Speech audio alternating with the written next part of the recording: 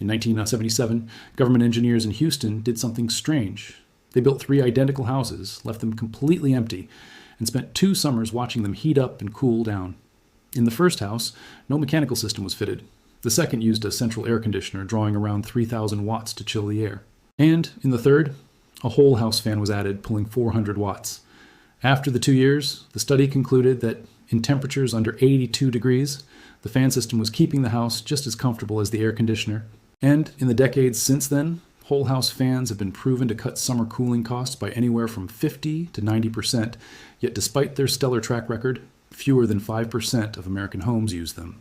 In this video, we're going to explore everything you need to know about whole house fans, including how they work, the main problems to look out for, and whether you should be fitting one in your home this summer.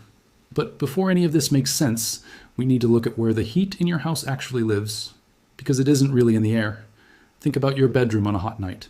The sun went down hours ago, and the outside air has cooled off, yet the room is still warm and stuffy. That heat is coming out of the walls. All day, the sun pours energy into your roof and walls, and the dense materials your house is built from soak it up and release it slowly. So your house becomes a giant battery, except instead of electricity, it stores heat, and it spends all evening discharging that heat back into the rooms you're trying to sleep in.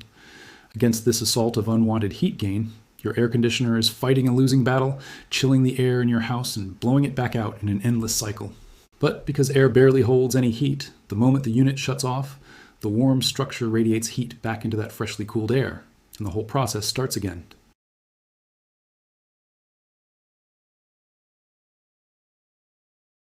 But a whole house fan attacks this problem from the opposite direction. Instead of recycling and chilling the same indoor air, it throws that air away and replaces it. The mechanism itself is simple. A large fan is set in the ceiling of your top floor, usually a central hallway, with the blades facing up into the attic, helped along by a few open windows on the ground floor. The spinning blades draw warm air up out of your living space and force it into the attic, creating a gentle suction that tugs cool outdoor air in through your open windows. That air sweeps through every room as a steady breeze on its way to the fan. All that warm air piling into the attic builds up pressure that shoves the 150-degree attic air out through the roof vents. So you empty the hottest part of your house and the living space in one stroke. It doesn't sound like much, but the work this simple system can do is impressive. A whole house fan cycles the entire volume of air in your home 15 to 22 times an hour, meaning you'll experience a complete change out every 3 or 4 minutes. And because that moving air washes continuously over your walls, floors, and framing, it doesn't just cool the air, it helps pull the stored heat out of the structure itself, discharging the battery your house spent all day charging. There's also another important benefit at play here too. Moving air speeds up the evaporation of sweat, the way a breeze feels good on a warm day even when the air isn't cold. That airflow alone makes a room feel 5 to 10 degrees cooler the moment you switch the fan on, long before the air temperature has dropped. People have been cooling buildings by moving air long before anyone could put a number on it. The clearest old example is the Windcatcher, or Badger, the tall towers that still rise over the rooftops of cities across Iran.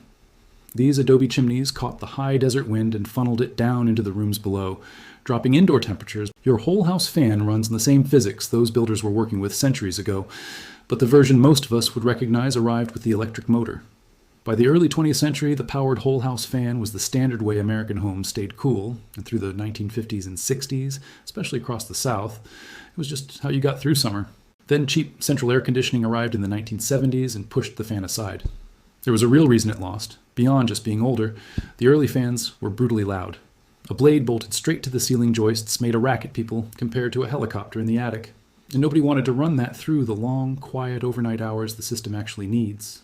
Then in 1999, an electrical contractor named Dana Stevenson was installing one of the old noisy units when his customer said he wished someone would build a quiet one.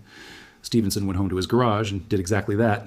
He hung the motor from the attic rafters and connected it to the ceiling grill with a flexible, sound-absorbing duct, so the vibration never reaches the living space.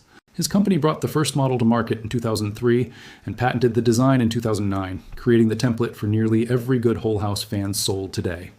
And the hard numbers behind the whole house fan are among the most thoroughly measured cooling systems there are, going back almost 50 years. The empty houses in Houston were the start. The National Bureau of Standards, the agency now called NIST, ran those tests through the summers of 1977 and 78. They found that swapping a whole house fan for the air conditioner kept the homes comfortable anytime the outdoor temperature fell below 82 degrees. The fan drew 400 to 500 watts against the air conditioner's 2,500 to 3,000. It did the same job whenever the outside air was even slightly cooler than the inside. And plenty of real-world reports back this lab data up. In Sacramento, where the hot days are followed by cool nights, a homeowner running a fan off peak recorded an average summer bill of $80 a month, whereas a neighbor on the same street, on central air alone, paid $140. That's a $60 saving every month. But the most rigorous real-world proof comes from Karsten Crossings, where 144 homes were built with automatic night ventilation and studied against identical homes built to code. On the hottest days, when the thermometer hit 104 degrees, the night ventilation homes cut daily cooling energy by 22% and peak hour demand by 42%. While on milder days, the peak reduction climbed to 48%, and some homeowners logged total cooling savings between 40 and 80% against their code-built neighbors. But the benefits reach past your monthly bill, too. Every hour the fan runs is an hour your air conditioner sits off instead of cycling, so the compressor wears slower and pushes back the day you replace a unit that costs $5,000 to $12,000. And the fan flushes the house with fresh outdoor air every few minutes, improving air quality, where central air just recirculates the same stale air all day. So if it's this cheap, this effective, and this well documented, why isn't there one in every house? And it comes down to plain economics and a couple of real limits.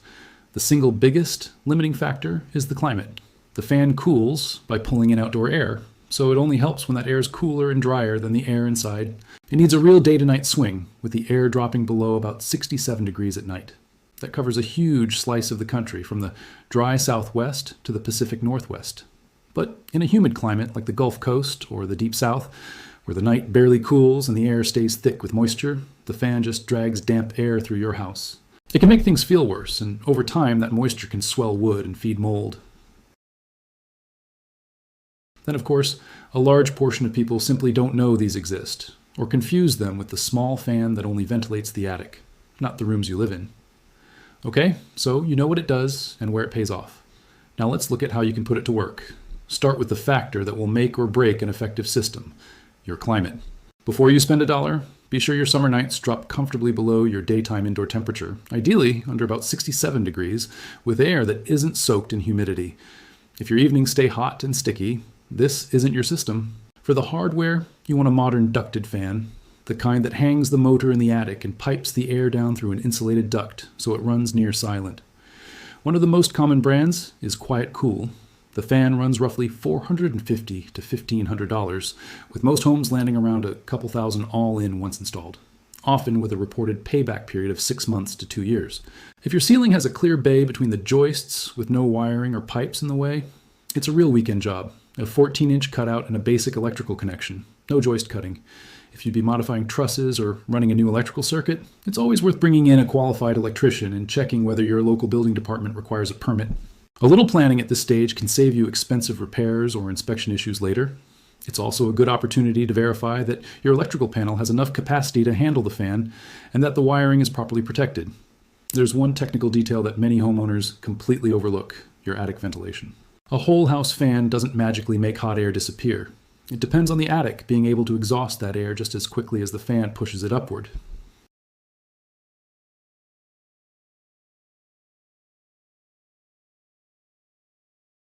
If your roof vents are undersized, pressure builds inside the attic, airflow slows dramatically, and instead of cooling efficiently, the fan can force hot, dusty attic air back into your living space through tiny gaps in ceiling fixtures. A simple rule of thumb is to provide roughly 1 square foot of net free vent area for every 750 cubic feet per minute, CFM of airflow, your fan produces. If your calculations show that your attic ventilation falls short, install additional soffit vents, ridge vents, or gable vents before relying on the system. Proper attic ventilation not only improves cooling performance, but also helps reduce moisture buildup, extending the life of your roof. Another factor that often gets ignored is sealing the ceiling between your living space and the attic. Small openings around recessed lights, plumbing pipes, electrical boxes, and attic access doors allow conditioned air to leak year-round. Before installing the fan, take the time to seal these gaps with appropriate materials. This not only improves the fan's efficiency, but also reduces heating and cooling costs throughout every season. Now, let's talk about the single rule that determines whether a whole house fan works brilliantly or becomes a disappointment. Use it with cool outside air, never with hot outside air. Timing is everything. As the sun sets and outdoor temperatures finally begin dropping below the temperature inside your home, Open several windows throughout the house and switch the fan on. Start on high speed for about 30 minutes to rapidly flush the heat stored in the walls, ceilings, furniture, and attic.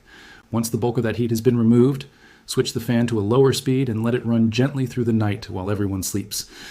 The continuous movement of cool night air allows the entire structure of the house to cool down instead of just the air inside it.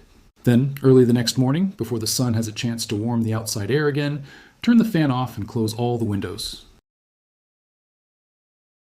This traps the cool air inside while also keeping the walls, floors, and framing relatively cool.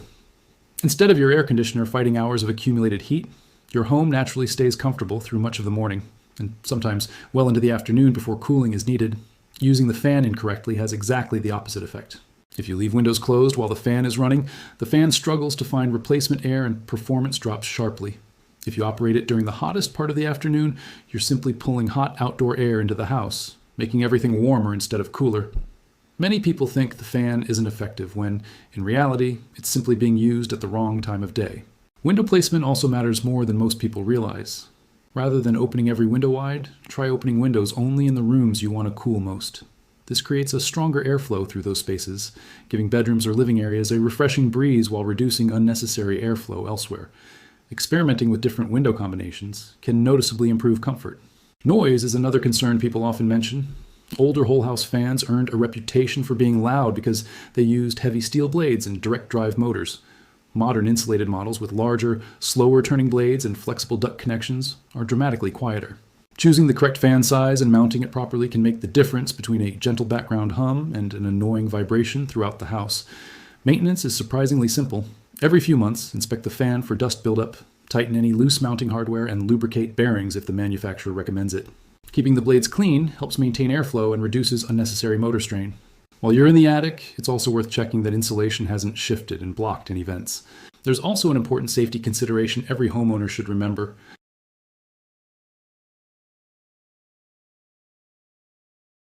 A running whole house fan requires plenty of fresh air entering through open windows. Without enough intake air, the fan will pull air from wherever it can, including down a chimney or fireplace flue. That can draw soot, ash, and unpleasant odors into your living room. And in some situations, it can even create dangerous backdrafting with combustion appliances. Before turning the fan on, make sure several windows are open, confirm that the fireplace is completely cold, and ensure the damper is closed. If your home contains naturally vented gas appliances, it's wise to understand how they interact with strong ventilation systems and follow the manufacturer's recommendations. One of the biggest advantages of a whole house fan is energy savings. Air conditioners consume a significant amount of electricity because they actively remove heat from indoor air using refrigeration equipment. A whole house fan, by comparison, simply moves cooler outdoor air through the house using a relatively small electric motor. In many climates, that means you can dramatically reduce air conditioner runtime during spring, summer evenings, and early fall while keeping your home comfortable.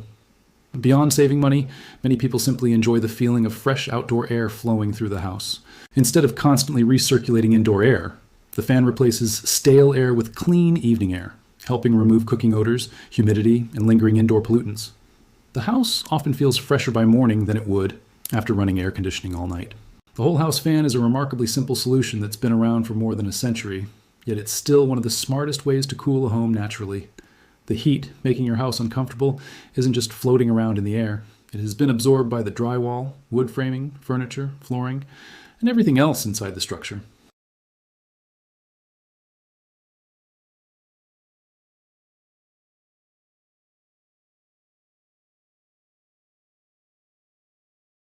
The fastest and cheapest way to remove that stored heat is to take advantage of cool nighttime temperatures and flush it out before the next day's heat arrives.